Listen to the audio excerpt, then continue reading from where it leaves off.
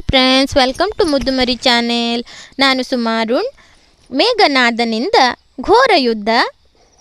ರಾವಣನು ದುಃಖಮಗ್ನನಾಗಿ ಕುಳಿತಿರುವಾಗ ಇಂದ್ರಜಿತುವು ಬಂದು ವಂದಿಸಿ, ಜನಕ, ಇಂದಿನ ಸೂರ್ಯಾಸ್ತದೊಳಗಾಗಿ ನರವಾನರರನ್ನು ಕೊಂದು ಬರುವೆನು, ವ್ಯಸನವನ್ನು ಬಿಡು ಎಂದು ಹೇಳಿದಾಗ ಯುದ್ಧ ಸನ್ನದ್ಧನಾಗಿ ನಿಂತಿರುವ ಸುತನ ಶಿರವನ್ನು ಮೋಹದಿಂದ ಅಗ್ರಾಣಿಸಿ ತಬ್ಬಿ ಹಿಡಿದಾಗ ಕಣ್ಣುಗಳಲ್ಲಿ ಧಾರಾಕಾರವಾಗಿ ನೀರು ಸುರಿಯಿತು.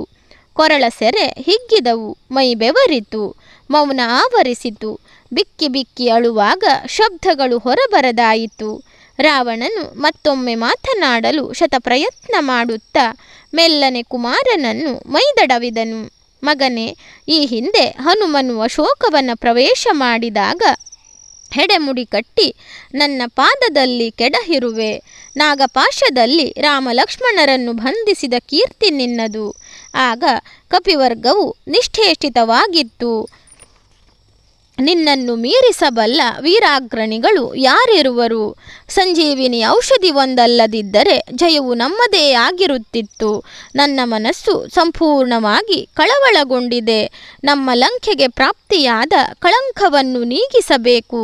ಸಾಕೇತದ ಕುವರರನ್ನು ಸಾಕು ಬೇಕಾಗುವಷ್ಟು ಹೊಡೆದು ಹಿಂದಕ್ಕೆ ಅಟ್ಟು ಎಂದು ಖೇದದಿಂದ ನುಡಿದನು. ಅಪ್ಪ, ಆಗಬಾರದ ಅಚಾತುರ್ಯಗಳು ಆಗಿ ಹೋಗಿದೆ. ಇದರ ಪರಿಣಾಮವಾಗಿ ಸಂಕಷ್ಟಗಳ ಸೋಂಕೋಲೆಯಿಂದ ಬಂಧಿಸಲ್ಪಟ್ಟಿದ್ದೇವೆ. ನಮ್ಮೆಲ್ಲರ ಹನನವಾಗಿ ಲಂಕೆಯು ಸ್ಮಶಾನ ಸಮಾನವಾಗಿದೆ. ಇನ್ನು ಬದುಕಿದರೇನು, ಸತ್ತರೇನು? ಜೀವದ ಹಂಗನ್ನು ತೊರೆದು ಕಾದಾಡುತ್ತೇನೆ.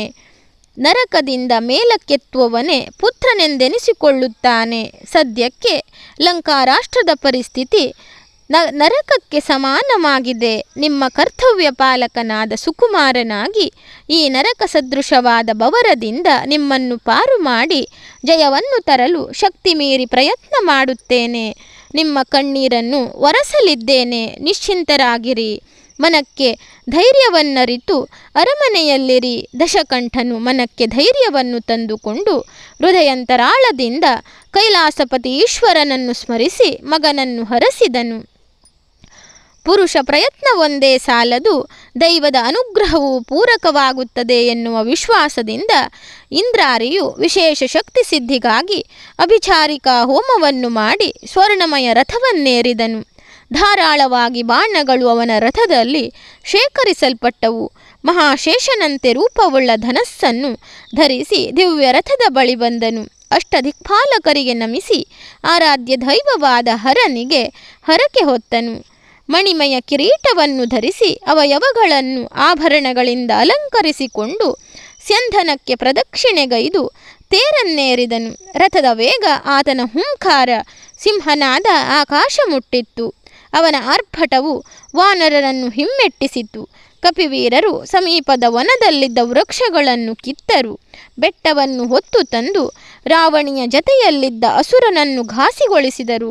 ಅಣಿಮ, ಮಹಿಮ, ಗರಿಮ, ಲಘಿಮ, ಪ್ರಾಪ್ತಿ, ಪ್ರಾಕಾಮ್ಯ, ಈಶತ್ವ, ವಶಿತ್ವವೆನ್ನುವ ಅಷ್ಟಸಿದ್ಧಿಗಳನ್ನು ವಶಪಡಿಸಿಕೊಂಡ ರಾವಣ ಪುತ್ರನು ಮೋಡಗಳ ಮಧ್ಯೆ ಅವಿತುಕೊಂಡು ಶರವರ್ಷವನ್ನು ಸುರಿಸಿದನು. ಅಷ್ಟದಿಕ್ಕುಗಳಿಂದಲೂ ಹೂಡಲ್ಪಟ್ಟ ತೀಕ್ಷ್ಣವಾದ ಬಾಣಗಳು ರಾಮನ ಸೈನ್ಯವನ್ನು ದೆಸೆಗೆಡಿಸಿದವು. ಧನುಷ್ಠೇಂಕಾರ ಕೇಳಲ್ಪಟ್ಟರೂ ಸಂಗರ ಮಾಡುತ್ತಿರುವವನು ಅದೃಶ್ಯನಾಗಿಯೇ ಇದ್ದನು. ಸುತ್ತಲೂ ಕಾರ್ಮೋಡ ಕವಿದಂತೆ ಶಸ್ತ್ರಾಸ್ತ್ರಗಳು ರಾಕ್ಷಸನಿಂದ ಸುರಿಯಲ್ಪಟ್ಟವು. ಶರಾವಳಿಗಳು ಯಾವ ದಿಕ್ಕಿನಿಂದ ಬರುವ ಕಲ್ಪನೆ ಶ್ರೀರಾಮಚಂದ್ರನಿಗಾಗಿರಲಿಲ್ಲ. ತಮ್ಮ ಸೈನ್ಯವನ್ನು ಗಡಗಡನೆ ನಡುಗುವಂತೆ ಮಾಡಿದ ಮೇಘನಾದನನ್ನು ಮುಗಿಸುತ್ತೇನೆ, ವಿಶ್ವಾಮಿತ್ರರ ಅನುಗ್ರಹದಿಂದ ಸಿದ್ಧಿಸಿಕೊಂಡ ಬ್ರಹ್ಮಾಸ್ತ್ರವನ್ನು ಪ್ರಯೋಗಿಸುತ್ತೇನೆ ಎಂದು ಲಕ್ಷ್ಮಣನು ಮುನ್ನುಗ್ಗುತ್ತಿರುವಾಗ ಶ್ರೀರಾಮನು ತಡೆದನು. ತಮ್ಮ ಲಕ್ಷ್ಮಣ, ಈ ಮಹಾಸ್ತ್ರವನ್ನು ತೊಡಲು ನೀನೇ ಸಮರ್ಥನಾದರೂ ಅದರ ಪರಿಣಾಮವನ್ನು ನಾವು ಗ್ರಹಿಸಬೇಕು. ಒಬ್ಬ ಧೂರ್ತನ ವಧೆಯು ಖಂಡಿತವಾಗಿ ಆಗುವುದಿದ್ದರೂ ಅನೇಕ ನಿರಪರಾಧಿಗಳು ಸಾಯುವರು. ಆದುದರಿಂದ ಸ್ವಲ್ಪ ಕಾಲ ಹೀಗೆಯೇ ನೋಡೋಣ ಎಂದು ಸಮಾಧಾನಪಡಿಸಿದನು. ರಘುವರನ ವಿವೇಕಯುತವಾದ ಆದೇಶಕ್ಕೆ ಲಕ್ಷ್ಮಣನು ತಲೆಯಲ್ಲಾಡಿಸಿ ಸುಮ್ಮನಾದನು. ಇಂದ್ರಜಿತುವು ಮಾಯೆಯಿಂದ ಆಕಾಶಪಥವಾಗಿ ನಗರದ ಪಶ್ಚಿಮ ದ್ವಾರದಿಂದ ಯುದ್ಧ ಕಣವನ್ನು ಒಳಹೊಕ್ಕನು. ಈ ಹಿಂದೆ ಒಮ್ಮೆ ಸೀತೆಯನ್ನು ಅಶೋಕವನದಲ್ಲಿ ಕಂಡು ಮಾತನಾಡಿಸಿದ ಹನುಮಂತನೆದುರಿಗೆ ಮಾಯಾ ಸೀತೆಯನ್ನು ಒಗೆದು ಎಲ್ಲರಿಗೂ ದಿಗ್ಭ್ರಮೆ ಹೊಂದುವಂತೆ ಮಾಡುವುದೇ ಅವನ ಮುಖ್ಯ ಉದ್ದೇಶವಿತ್ತು. ತನ್ನ ರಥದಲ್ಲಿ ಕೃತ್ರಿಮವಾದ ಸೀತೆಯನ್ನು ನಿರ್ಮಿಸಿ ರಣರಂಗದಲ್ಲಿ ಹನುಮಂತನಿಗೆ ಅಭಿಮುಖವಾಗಿ ನಿಂತನು. ಮೇಘನಾದನು ಕಪಿಗಳು ಕೇಳುವಂತೆ ಹೂಂಕರಿಸಿ ಮಾತನಾಡಲು ಪ್ರಾರಂಭಿಸಿದನು. ವಾನರ ಪಡೆಯವರೆಲ್ಲಿರುವ ನೀವೆಲ್ಲರೂ ನೋಡಿರಿ, ಶ್ರೀರಾಮನ ಮಡದಿಯನ್ನು ಇಲ್ಲಿ ಎಳೆದೊಯ್ದು ತಂದಿದ್ದೇನೆ. ಯಾರನ್ನು ಪಡೆಯುವುದಕ್ಕೋಸ್ಕರ ನೀವು ಗಂಭೀರವಾದ ಘನ ಸಮುದ್ರಕ್ಕೆ ಸೇತುಬಂಧವನ್ನೆಸಗಿ ಲಂಕೆಯ ಒಳ ಪ್ರವೇಶಿಸಿದ್ದೀರೋ ಅವಳೇ ನಿಮ್ಮ ಕೈಗೆ ಇನ್ನು ಸಿಗಲಾರಳು. ಬಂದ ದಾರಿಗೆ ಸುಂಕವಿಲ್ಲ, ಸುಮ್ಮನೆ ಹೋಗಿರಿ. ಪ್ರಪಂಚದ ಯಾವ ದಿವ್ಯ ಶಕ್ತಿಯೂ ಇವಳ ಪ್ರಾಣವನ್ನು ಉಳಿಸಲಾರದು. ಮೇಘನಾದನ ಘೋಷಣೆಯನ್ನು ಆಲಿಸಿ ಕಪಿಗಳು ಪೆಚ್ಚಾದವು. ವ್ಯಾಕುಲ ಚಿತ್ತರಾಗಿ ದಾನವ ಧೂರ್ತನಿಂದ ರಕ್ಷಿಸುವ ಬಗೆಯನ್ನು ಯೋಚಿಸಿದರು. ಅಷ್ಟರಲ್ಲಿಯೇ ಮಾಯಾ ಸೀತೆಯು ಹನುಮಂತನನ್ನುದ್ದೇಶಿಸಿ, ಆಂಜನೇಯ, ಈ ದಾನವನ ಕೈಗೆ ಸಿಕ್ಕಿ ಬಲಿಪಶುವಾಗಿದ್ದೇನೆ. ಮೂರ್ಖನು ಮಾಡುವ ಅನ್ಯಾಯವನ್ನು ಪರಾಂಬರಿಸಿ ನೋಡು. ಝಳಪಿಸುವ ಖಡ್ಗದಿಂದ ಈ ಕ್ಷಣದಲ್ಲಿ ನನ್ನ ಕೊರಳನ್ನು ಕತ್ತರಿಸಲಿದ್ದಾನೆ. ನನ್ನ ಪತಿದೇವ ಶ್ರೀರಾಮನೆಲ್ಲಿ? ಸಾಯುವ ಮೊದಲೊಮ್ಮೆ ಆ ಸ್ವಾಮಿಯ ದರ್ಶನ ಮಾಡಬೇಕೆಂದಿದ್ದೇನೆ. ನೀನು ಭೀಮ ಪರಾಕ್ರಮನು, ಮನೋವೇಗವುಳ್ಳವನು ಮತ್ತು ಅತ್ಯಂತ ಚಾಣಾಕ್ಷನು. ಇವನ ತಲೆಯನ್ನು ಮೆಟ್ಟಿ ರಣದಲ್ಲಿ ರುದ್ರನಂತೆ ರಂಜಿಸು. ಅಬಲೆಯಾದ ನನ್ನನ್ನು ರಕ್ಷಿಸಿರಿ. ಸೀತಾದೇವಿಯ ಕುತ್ತಿಗೆ ತುಂಡರಿಸುವ ದಾರುಣ ಸನ್ನಿವೇಶವನ್ನು ಕಾಣಲಾಗದೆ ಧೀರ ಮಾರುತಿಯು ಮೇಘನಾದನನ್ನು ದುರದುರನೆ ನೋಡಿದನು. ಅಯ್ಯ, ಏನಿದು? ಅಸಹಾಯಕಳಾದ ಜಾನಕಿಯನ್ನು ಹಿಡಿದು ಕುತ್ತಿಗೆ ಕೊಯ್ಯಲು ಪ್ರಾರಂಭಿಸಿದೆಯಾ? ನೀನೇನು ತಿಳಿಯದ ಹೆಡ್ಡನಲ್ಲ. ಋಷಿವೇಣ್ಯರಾದ ಪುಲಸ್ಥ್ಯ ವಂಶದಲ್ಲಿ ಜನಿಸಿರುವೆ. ಮತಿವಂತನಾದ ಖಳನಾದೆಯಲ್ಲ. ದೇವರು ಜ್ಞಾನ ವಿವೇಕವನ್ನು ಕರುಣಿಸಿದ್ದರು ಧರ್ಮದ ವಿವೇಚನೆ ಮಾಡದೆ ಕೂಳ ಖಳನಾದೆ. ಹೆಂಗೊಲೆಯನ್ನು ಎಸಗದಿರು. ಪಂಚಮಹಾಪಾತಕಗಳಲ್ಲಿ ಸ್ತ್ರೀವಧೆಯೂ ಒಂದಾಗಿದೆ. ಈ ದೇವಿಯನ್ನು ಮುಕ್ತಿಗೊಳಿಸಿ ನಮ್ಮಲ್ಲಿ ಯುದ್ಧವನ್ನು ಮಾಡು. 33 ಕೋಟಿ ದೇವತೆಗಳಿಗೆ ಅಧೀಶನಾದ ಇಂದ್ರನನ್ನೇ ಸೋಲಿಸಿ ಇಂದ್ರಜಿತುವೆನಿಸಿಕೊಂಡೆ. ಅಂತಹ ವೀರನು ಈ ಕೊಲೆಗೆ ಕೈ ಮಾಡುವುದು ಭೂಷಣವಲ್ಲ. ಜೋಕೆ, ನಮ್ಮ ತಾಯಿ ಸೀತಾಮಾತೆಯನ್ನು ಹತ್ಯೆ ಮಾಡಿದರೆ ನಮ್ಮೊಡೆಯ ಶ್ರೀರಾಮಚಂದ್ರನು ನಿಮ್ಮ ವಂಶವನ್ನು ಸಂಪೂರ್ಣ ಸವರಲಿದ್ದಾನೆ. ದಾನವರ ಹೆಸರು ಹೇಳಲಿಕ್ಕಿರುವುದಿಲ್ಲ. ಲಂಕೆಯು ಸಂಪೂರ್ಣ ನೆಲಸಮವಾಗಲಿದೆ.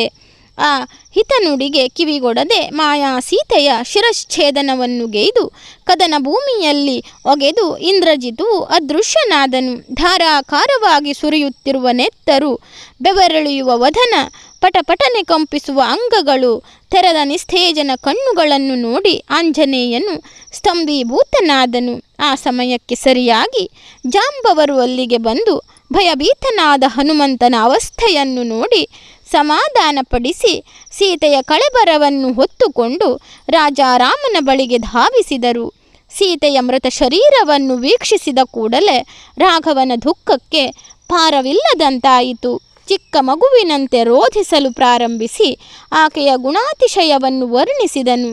ಶ್ರೀರಾಮಚಂದ್ರನ ದುಃಖವನ್ನು ನೋಡಿದ ಪ್ರತಿಯೊಬ್ಬರೂ ಖಿನ್ನವದನರಾದರು. ಹೇ ಸೀತಾ, ನನ್ನನ್ನೇ ಸರ್ವಸ್ವವೆಂದು ನಂಬಿದೆ.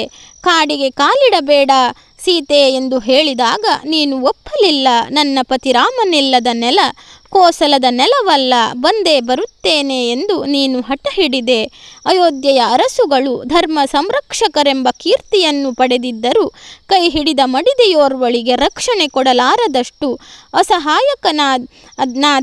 ನನ್ನ ಜೀವನದ ಸಂಗಾತಿಯನ್ನು ಕಳಕೊಂಡ ಮೇಲೆ ಈ ಬಾಳುವೆಗೇನು ಅರ್ಥವಿದೆ? ಈ ಬಡಪಾಯಿ ರಾಮನನ್ನು ವರಿಸಿ ವೃಥಾ ದುಷ್ಟನಿಂದ ಕೊಲ್ಲಲ್ಪಟ್ಟೆ ಎಂದು ಅತ್ತನು.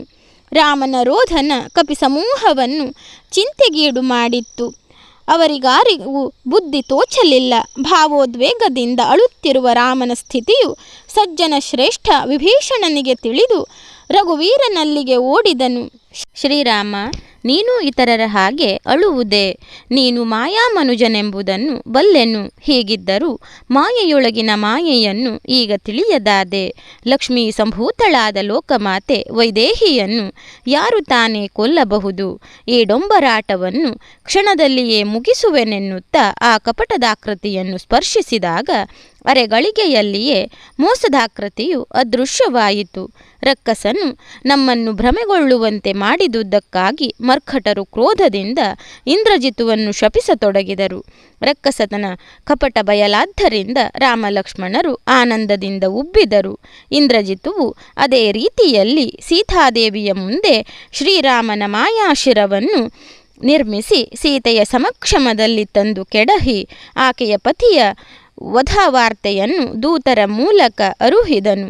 ಏನನ್ನೂ ಅರಿಯದ ಆ ಮಹಾಪತಿವ್ರತೆಯು ಚಿಕ್ಕ ಮಗುವಿನಂತೆ ರೋಧಿಸಲು ಪ್ರಾರಂಭಿಸಿದಳು. ಆಗ ಅಲ್ಲಿಯೇ ಕಾವಲಿಗಾಗಿ ಇದ್ದ ಸರಮೆ ತ್ರಿಜಟೆಯರು, ಅಮ್ಮ, ನೀನು ಅಳುವ ಅಗತ್ಯವಿಲ್ಲ. ಅಣಿಮಾದಿ ಅಷ್ಟಿಸಿದ್ಧಗಳನ್ನು ವಶ ಮಾಡಿಕೊಂಡಿರುವ ನಮ್ಮವರ ಮಾಯಾಪ್ರಯೋಗವಿದು. ಈ ಶಿರದಲ್ಲಿರುವ ರೇಖೆಯನ್ನು ಸೂಕ್ಷ್ಮವಾಗಿ ನೋಡಿದರೆ ನಿನಗೆ ಮನನವಾಗಬಹುದು.